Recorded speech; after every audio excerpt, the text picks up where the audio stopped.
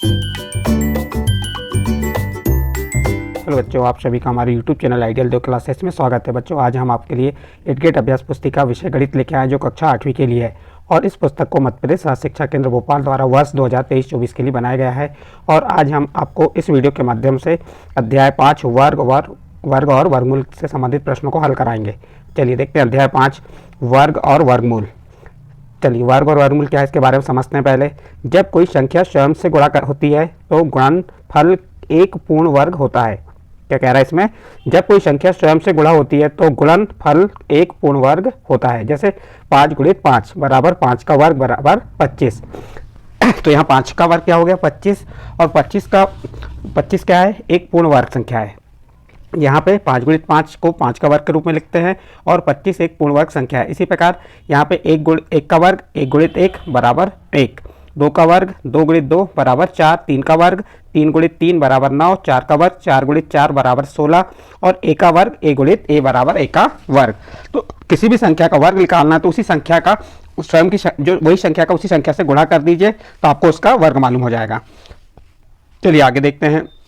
संख्याओं के इस संग्रह को वर्ग संख्या या वर्ग कहते हैं क्योंकि यह किसी वर्ग का क्षेत्रफल बनाते हैं। क्योंकि वर्ग की भुजा समान होती है, वर्ग का क्षेत्रफल बराबर होता है भुजा गुणित भुजा। आगे देखते हैं क्या दिया है। क्षेत्रफल बराबर भुजा का गुणित भुजा भुजा का वर्ग। उदाहरण के लिए 2 सेंटीमीटर भुजा वाले वर्ग का क्षेत्रफल 4 वर्ग सेंटीमीटर होगा। उदाहरण के लिए 2 वर्ग सेंटीमीटर भुजा वाले वर्ग का क्षेत्रफल कितना हो जाएगा? 4 वर्ग सेंटीमीटर। कैसे निकालेंगे हम? 2 × 2 बराबर 2 का वर्ग। 2 का वर्ग कितना होता है? 4 वर्ग सेंटीमीटर। इसके विपरीत यदि हमें पता होता है कि वर्ग का क्षेत्रफल 9 वर्ग सेंटीमीटर है तो हम बता पाएंगे कि वर्ग की प्रत्येक भुजा का माप 3 सेंटीमीटर होगा। देखिए यहाँ पे ये वर्ग बने हुए हैं। एक वर्ग जिसकी एक भुजा 2 इकाई है तो उसका क्षेत्रफल 4 वर्ग इकाई होगी। और इसी प्रकार यहाँ पे कितना दिया है? एक वर्ग जिसकी कितनी एक भुजा 3 इकाई है। एक भुजा कितनी है? 3 इकाई है तो उसका क्षेत्रफल कितना हो जाएगा? 9 वर्ग इकाई। चलिए आगे देखते हैं वर्ग संख्याओं के गुणधर्म। तो यह संख्या और ये वर्ग दिया, 1 का वर्ग 1, 2 का वर्ग 4, 3 का वर्ग 9, 4 का वर्ग 16, 5 का वर्ग 25, 6 का 36। इस प्रकार से आप सभी संख्याओं का वर्ग निकाल सकते हैं। उस संख्या का स्वयं संख्या से गुणा कर दीजिए तो आपको वर्ग मालूम हो जाएगा। जैसे 4 का वर्ग निकालना है तो आपको 4 × 4 कर दीजिए, 4 चौके 16। तो इस प्रकार से आप वर्ग निकाल सकते हैं। देखिए यहाँ क्या दिया है। दी गई सारणी को देखने से पता चलता है कि यहाँ सभी वर्ग संख्याओं की इकाई के स्थान पर 0, 1, 4, 5, 6, 9। देखिए यहाँ पे क्या आ रहा है? एक इकाई के अंक में क्या आ रहा है? 1, 4, 9, 6, 5 ये आ रहा है। 0, 1, 4, 5, 6 और 9 होता है। यदि एक संख्या के इकाई के स्थान पर 1 या 9 आता है तब इसकी वर्ग संख्या के अंत में 1 आता है। क्या कह रहा है? यदि एक संख्या के इकाई स्थान पर 1 या 9 आता है तब इसकी वर्ग संख्या के अंत में 1 आता है। यदि किसी संख्या की इकाई का अंक 4 या 6 हो तो उसकी वर्ग संख्या की इकाई अंक 6 होता है। यदि किसी संख्या का इकाई का अंक 5 हो तो उसकी वर्ग संख्या की इकाई का अंक 5 होगा। पूर्ण वर्ग संख्याओं के अंत में शून्यों की संख्या सम संख्या में होती है। जैसे 10 का वर्ग 100, 20 का वर्ग 400, 100 का वर्ग 10,000। चलिए आगे देखते हैं वर्गमूल। क्या दिया वर्गमूल में? किसी 8 सेंटीमीटर भुजा वाले वर्ग का क्षेत्रफल 64 वर्ग सेंटीमीटर है। तो 8 का वर्ग कितना हुआ? 64, यानी 8 का वर्ग 64 है। इसके विपरीत 64 वर्ग सेंटीमीटर क्षेत्रफल वाले वर्ग की एक भुजा 8 सेंटीमीटर की होती है।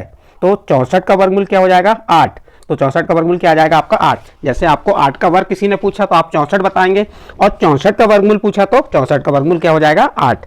घटाने की संक्रिया के द्वारा वर्गमूल ज्ञात करना। देखिए घटाने की संक्रिया द्वारा भी वर्गमूल ज्ञात किया जाता है। कैसे करते हैं देखते हैं।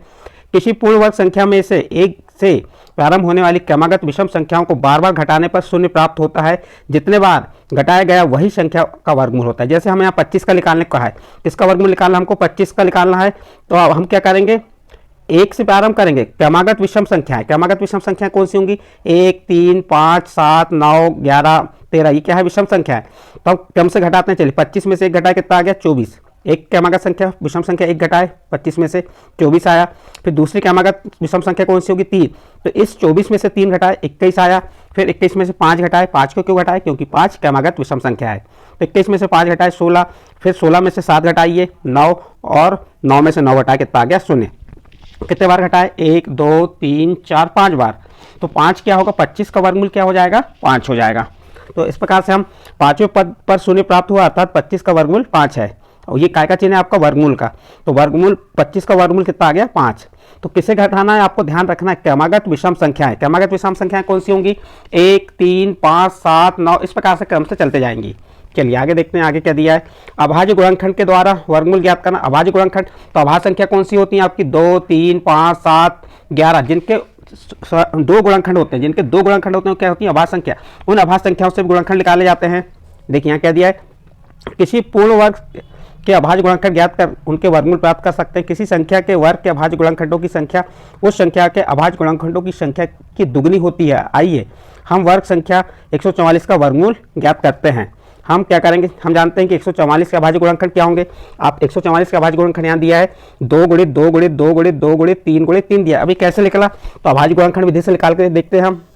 ये देखिए यहाँ बता रहे हैं आपको किसके निकालना हमको 144 के। तो यहाँ पे इकाई के अंक पे 4 है, तो किसका भाग जाएगा, कौन सी अभाज्य संख्या 2 से स्टार्ट होगा, 2 का। 2 7 14, 2 दूनी 4। फिर इकाई के अंक में 2 है तो किसका चल जाएगा, 2 का ही जाएगा। 2 3 6, 2 6 12। फिर इकाई में 6 है तो 2 का ही जाएगा। 2 1 2, 2 8 16। फिर इकाई में 8 है तो 2 का ही भाग जाएगा, 2 9 18। अब 2 का भाग नहीं जाएगा, अगली अभाज्य संख्या कौन सी आ जाएगी 3। 3 का भाग 3 का 9 और 3 एकम 3। तो इस प्रकार से आप अभाज्य गुणनखंड निकाल लेंगे। देखिए 2 गुणित 2 गुणित निकले, तो इस प्रकार से आप निकाल लिए। अब देखिए आगे क्या करना है, अभाज्य गुणनखंड के युग्म बनाने पर हम प्राप्त करते हैं। अब इनके युग्म बनाएंगे। देखिए यहाँ पे ये 2, इसका एक युग्म बन गया, इसका ये युग्म बना और इसका युग्म बना। तो ये 2 का वर्ग, 2 का वर्ग और 3 का वर्ग, इनका क्या कहती है पूरे का वर्ग हो गया। 2 गुणित 2 गुणित 3 पूरे का वर्ग, 2 3 दूनी 6, 6 दूनी 12, 12 का वर्ग। और 12 का वर्ग कितना होता है 144। तो 144 का वर्गमूल क्या आ जाएगा 12 आ जाएगा। तो इस प्रकार से आप इसका अभाज्य गुणनखंड विधि से निकाल सकते हैं। जिस संख्या के अभाज्य गुणनखंड के सारे गुणनखंड युग्म में नहीं होते वह संख्या पूर्ण संख्या नहीं होती। जैसे ये जोड़े में नहीं होते यानी कि युग्म में नहीं होते तो वह संख्या पूर्ण वर्ग नहीं होती। और जिन संख्याओं के युग्म जोड़े में होते हैं या युग्म में होते हैं वे क्या होती है पूर्ण संख्या। जैसे 72 के अभाज्य गुणनखंड क्या हो गया 2 गुणित 2 गुणित 3 गुणित 3। देखो यहाँ पे 2 का एक युग्म बन गया, 3 का एक, लेकिन इस 2 का युग्म नहीं बन रहा है तो इसलिए 72 पूर्ण वर्ग नहीं है। चलो आगे देखते हैं आगे क्या दिया है। अब जो आपका अध्याय 5 वर्ग और वर्गमूल है उससे संबंधित प्रश्नों को यहाँ पे दिया है। चलिए देखते हैं इसके प्रश्न क्या है। प्रश्न नंबर 1 क्या कह रहा है, किसी संख्या की इकाई का अंक 4 या 6 हो तो इसकी वर्ग संख्या की इकाई अंक होगी। बताइए यहाँ पे 4 का वर्ग 16 और 6 का वर्ग क्या हो गया 36, तो इसका इकाई का अंक भी क्या आएगा 6 आएगा। देखो 16 में भी 6 आ रहा है, 36 में भी 6 आ रहा है, तो इकाई का अंक क्या आ जाएगा 6, तो इसका बी नंबर का ऑप्शन सही होगा। नेक्स्ट क्वेश्चन है, पूर्ण वर्ग संख्याओं के अंत में शून्यों की संख्या होती है। अभी बताया था हमने पूर्ण वर्ग संख्याओं के अंत में शून्यों की संख्या क्या होती है, सम संख्या होती है। तो आपका ए नंबर का ऑप्शन सही हो जाएगा सम संख्या। और इधर जो आपके डिब्बे दिए इनको जैसे बी वाला ऑप्शन आया तो बी को काला कर देंगे, नीला कर देंगे। यहाँ पे कौन सा आया है आपका ए नंबर का, तो ए को कर दिए। इसके बाद थर्ड प्रश्न देखिए, किसी 6 सेंटीमीटर भुजा वाले वर्ग का क्षेत्रफल ज्ञात कीजिए। तो वर्ग का क्षेत्रफल ज्ञात करना है तो भुजा का वर्ग, भुजा कितनी आपकी 6, 6 का वर्ग कितना होगा 6 गुणित 6, 6 6 36 वर्ग सेंटीमीटर, सेंटीमीटर का सेंटीमीटर में गुणा होगा तो वह क्या हो जाएगी सेंटीमीटर का वर्ग हो जाएगी। तो इसका डी नंबर का ऑप्शन सही होगा। तो यहाँ पे आप डी नंबर का ऑप्शन 36 सेंटीमीटर का वर्ग या वर्ग सेंटीमीटर लिख दिए और यहाँ पे डी पे नीला निशान है काला गोला को कॉल कर दिए। नेक्स्ट प्रश्न देखिए, 12 का वर्ग, 12 गुणित 12, 12 12 में क्या होता है 144, तो 12 का वर्ग क्या होगा 144, तो डी नंबर का ऑप्शन सही होगा। नेक्स्ट क्वेश्चन है आपका 169 का वर्गमूल है। तो अब 169 का वर्गमूल क्या होगा, तो इसे अभाज्य गुणनखंड निकाल के देख लेंगे आप। तो इसके अभाज्य गुणनखंड क्या टूटेंगे 13 गुणित 13, एक जोड़ा बन रहा है, एक जोड़ा यानी 13, तो 169 का वर्गमूल क्या हो जाएगा 13, 13 का वर्ग होता है 169, तो 169 का वर्गमूल क्या हो जाएगा 13, तो इसका डी नंबर का ऑप्शन सही होगा। और ये जो डिब्बे हैं इनको जिस ऑप्शन पे जैसे डी नंबर इसमें भी आया, इसमें भी डी, इसमें भी डी है, तो ये डी वाले डिब्बों को क्या कर देंगे आप पेन से काला या नीला कर देंगे। इस प्रकार से आपका प्रश्न नंबर 5 कंप्लीट हुआ। नेक्स्ट अगला प्रश्न आता है आपका प्रश्न नंबर 6। क्या है, नीचे दिए गए प्रश्नों को हल कीजिए। यहाँ प्रश्न नंबर 6 में दिया वर्ग ज्ञात करना है, तो वर्ग ज्ञात करना किसका 44 का, 43 का और 24 का। तो हम क्या करेंगे 44 का वर्ग लिखेंगे और 44 गुणित 44, 44 का 44 से गुणा करेंगे तो कितना आ जाएगा 1936, तो किसका 44 का वर्ग हो जाएगा। इसी प्रकार 43 का वर्ग कैसे निकालेंगे 43 गुणित 43, जब गुणा करेंगे तो कितना आएगा 1849। नेक्स्ट प्रश्न सी नंबर का 24 का वर्ग यानी 24 गुणित 24, 24 का 24 में गुणा किए तो 576, तो इस प्रकार 44 का वर्ग क्या हो गया 1936, 43 का वर्ग क्या हो गया 1849 और 24 का वर्ग 576। इस प्रकार बच्चों यहाँ पे आप इस प्रश्न को हल कर सकते हैं। प्रश्न नंबर 6 कंप्लीट हुआ। नेक्स्ट प्रश्न है प्रश्न नंबर 7, पाइथागोरस त्रिक लिखिए जिसका एक सदस्य 12 है। तो पाइथागोरस त्रिक के रूप क्या होता है, सबसे पहले हम पाइथागोरस ट्रिक का क्या लिख लेंगे, रूप। इसका रूप होता है 2m, m का वर्ग ऋण 1, m का वर्ग धन 1। तो 2m बराबर 12, कितने सदस्य हैं 12, तो 2m बराबर क्या हो गया 12। तो m बराबर 12 भागित 2, 2 भाग में क्यों आया, क्योंकि यहाँ गुणा का चिन्ह पक्षांतर करेंगे काय में जाएगा, भाग में।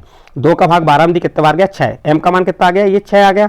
तो ये आपका m का मान ज्ञात हो गया। अब जो सेकंड रूप है आपका m वर्ग ऋण 1, तो इसमें रख देंगे m वर्ग ऋण 1 में किसका m का मान रखे 6, तो 6 का वर्ग ऋण 1, 6 का वर्ग कितना हो गया 36 ऋण 1, 36 में से 1 घटाएंगे कितना आ जाएगा 35। तो इसका दूसरा रूप आ गया। अब तीसरा रूप देखते हैं। तीसरा रूप में किस m वर्ग धन 1 लिखेंगे, m का मान कितना आया आपका 6, तो यहाँ पे 6 का वर्ग धन 1, 6 का वर्ग 36 धन 1, 36 में 1 जोड़े कितना हो गया 37। अतः पाइथागोरस ट्रिक क्या हो गई 6, 35 और 37 है। इस प्रकार बच्चों आपका प्रश्न नंबर 7 कंप्लीट होता है। नेक्स्ट प्रश्न देखते हैं, प्रश्न नंबर 8। प्रश्न नंबर 8 क्या कह रहा है, अभाज्य गुणनखंड विधि से दी गई संख्याओं के वर्गमूल ज्ञात कीजिए। तो ये आप क्या निकाल लीजिए, पहले अभाज्य गुणनखंड निकाल लिए हमने। 1296 के अभाज्य गुणनखंड निकाल के बताया यहाँ पे। तो 1296 का वर्गमूल क्या हो जाएगा, 2 गुणित 2 गुणित 2 गुणित 2 गुणित 3 गुणित 3 गुणित 3 गुणित 3। अब इनके युग्म किस किस के बन रहे हैं, ये युग्म बन रहा है 2 का, एक युग्म ये 2 का बन रहा है, और ये 3 का युग्म बन रहा है, और ये 3 का। जो युग्म बन रहा है उनका एक एक मान आ जाएगा, 2 2 3 3, 3 का 3 में गुणा की 9, 9 दूनी 18, 18 दूनी 36।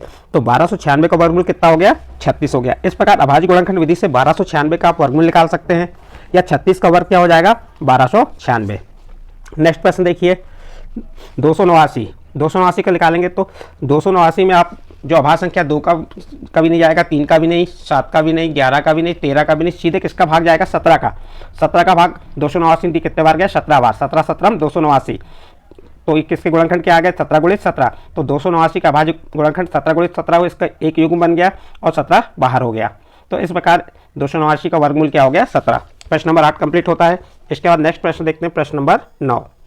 प्रश्न नंबर 9 कह रहा है, घटाने की विधि से 64 का वर्गमूल ज्ञात कीजिए। देखिए अब यहाँ पे हम घटाने की विधि से वर्गमूल ज्ञात करते हैं। अभी आपको इसके पहले हमने घटाने की विधि से बताया था कि जो क्रमागत अभाज्य संख्या है, जैसे 1 से शुरू करेंगे तो जो क्रमागत अभाज्य संख्याओं को घटाएंगे जब तक शून्य नहीं आता, जितने बार आप घटा रहे हैं वह उसका क्या हो जाएगा वर्ग हो जाएगा, वर्गमूल हो जाएगा। जैसे 64 में से विषम संख्या, अभाज्य विषम संख्या कौन सी, 1 घटाए, 64 में से 1 घटाए 63, फिर 63 में से अभाज्य क्रमागत चलना, 1 के बाद क्या आएगा 3 आएगा, अभाज्य विषम संख्या 3, 63 में से 3 घटाए कितना आ गया 60। उसी प्रकार 60 में से अगली अभाज्य विषम संख्या क्या आएगी 5, 60 में से 5 घटाएंगे क्या आएगा 55। फिर इसी 55 में से 7 को घटाएंगे, फिर 48 को घटाएंगे, 55 में 7 घटाए कितना आ गया 48, 48 में से 9 घटाए 39, 39 में से 11 घटाए 28, 28 में से 13 घटाए 15, और 15 में से 15 घटाए 0।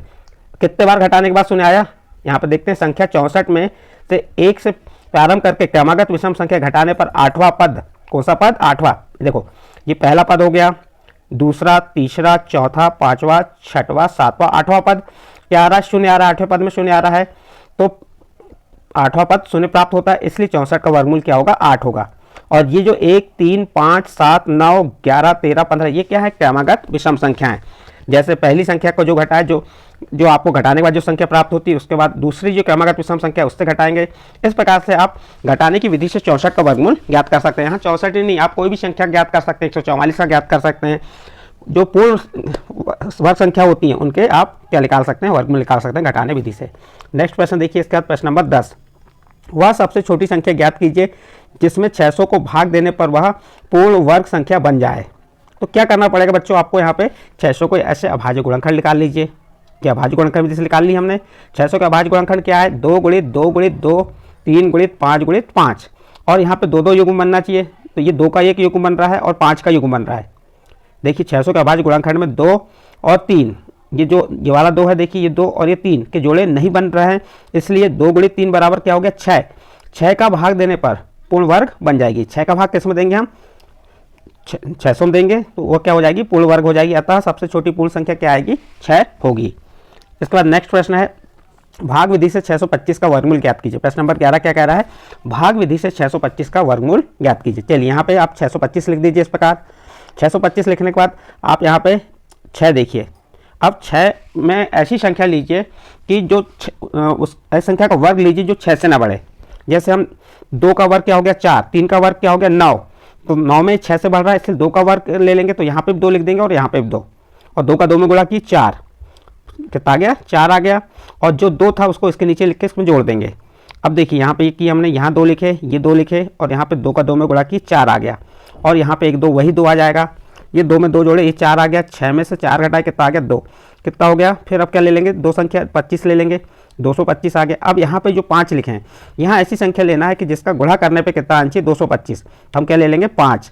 तो 5 का हम 45 में गुणा करेंगे तो क्या आएगा 225, और जो 5 को इसमें जोड़ देंगे, 45 में 5 जोड़े 50, और 225 में से 225 घटाए के आ गया 0। इस प्रकार हम भाग विधि से 625 का वर्गमूल निकाल सकते हैं, और 625 का वर्गमूल क्या होता है 25 होगा। तो आपका प्रश्न नंबर 11 कंप्लीट हुआ। इसके बाद नेक्स्ट प्रश्न है आपका प्रश्न नंबर 12। वह सबसे छोटी संख्या ज्ञात कीजिए जिससे 200 को गुणा करने पर वह एक पूर्ण वर्ग संख्या बन जाए। तो इस प्रकार के प्रश्नों को आप हल करने के लिए क्या करना पड़ेगा आपको, जो 200 है 200 के अभाज्य गुणनखंड निकाल लीजिए। 200 के अभाज्य गुणनखंड क्या होंगे 2 गुणित 2 गुणित 2 गुणित 3 गुणित 3, और ये निकाल के बताएं। अतः दी गई संख्या में 2 का जोड़ा नहीं बनता। देखिए ये एक 2 का जोड़ा बन रहा है और ये 3 का, लेकिन ये 2 का जोड़ा नहीं बन पा रहा है। जोड़ा बनाने के लिए 2 से गुणा करेंगे, जोड़ा बनाने के लिए क्या करना पड़ेगा हमको 2 से गुणा करना पड़ेगा। अतः सबसे छोटी पूर्ण संख्या कौन सी होगी 2 होगी। क्या करना पड़ेगा हमें से पूर्ण वर्ग बनाने के लिए वर्ग संख्या बन जाएगी, कब बनेगी जब सबसे छोटी पूर्ण संख्या 2 होगी। तो इसका गुणा कर देंगे उसमें हम। इसके बाद किसी वर्गाकार पार्क का क्षेत्रफल 625 वर्ग मीटर है, इस पार्क की एक किनारा ज्ञात कीजिए। तो वर्गाकार पार्क का क्षेत्रफल कितना है 625 वर्ग मीटर, और वर्ग का क्षेत्रफल सूत्र क्या होता है ए का वर्ग। तो ए का वर्ग बराबर 625। अब यहाँ से वर्ग हटा तो इसमें क्या लग गया वर्गमूल लग गया।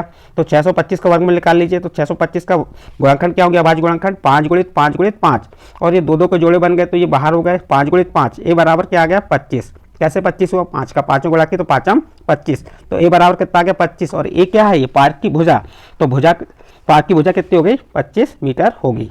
इस प्रकार आपका प्रश्न नंबर 13 कंप्लीट। नेक्स्ट अगला प्रश्न देखते हैं प्रश्न नंबर 14। एक माली 529 पौधे ऐसे लगाना चाहता है जिससे कि प्रत्येक पंक्ति में उतने ही पौधे आए जितनी की पंक्तियों की संख्या है। पंक्तियों की संख्या और प्रत्येक पंक्ति में पौधों की संख्या ज्ञात कीजिए। देखिए 529 का वर्गमूल निकालेंगे, 529 का वर्गमूल क्या होगा ये 23 गुणित 23, तो 23 529 में 23 का वर्गमूल क्या हो जाएगा 23। अतः पंक्तियों की अभिष्ट संख्या 23 है तथा प्रत्येक पंक्ति में पौधों की संख्या भी क्या होगी 23 होगी। इस प्रकार आपका प्रश्न नंबर 14 कंप्लीट हुआ। नेक्स्ट प्रश्न है और अंतिम प्रश्न है इस अध्याय का। वह सबसे छोटी संख्या ज्ञात कीजिए जो 4 9 10 प्रत्येक से विभाजित हो जाए। तो क्या कीजिए बच्चों, ये 4 9 और 10 का क्या निकाल लीजिए आप लघुत्तम समापवर्त। तो लघुत्तम समापवर्त निकालने के लिए 4 9 और 10 का क्या निकाल लेंगे हम लघुत्तम निकालेंगे। निकल गया क्या आ जाएगा 2 गुणित 2 गुणित 3 गुणित 3 गुणित 5, ये आ गया लघुत्तम। अब इनका गुणा करते हैं 5 तिया 15 15 तिया 45 45 दूनी 90 90 दूनी 180। इस प्रकार 4 9 और 10 का लघुत्तम क्या होगा 180। अतः 180 को पूर्ण बनाने के लिए 5 से गुणा करना पड़ेगा, इसलिए सबसे छोटी संख्या क्या हो गई 180 गुणित 5। तो 180 में 5 का गुणा की तो कितना आ गया 900। इस प्रकार से आपका प्रश्न नंबर 15 कंप्लीट होता है। और इस प्रश्न के साथ आपका अध्याय 5 में क्या है वर्ग और वर्गमूल के प्रश्न यहाँ कंप्लीट होते हैं। यदि ये प्रश्न आपके समझ आए हों तो आप हमारे चैनल आइडियल देव क्लासेस को सब्सक्राइब कीजिए, लाइक कीजिए एवं अन्य ग्रुप में शेयर जरूर कीजिए।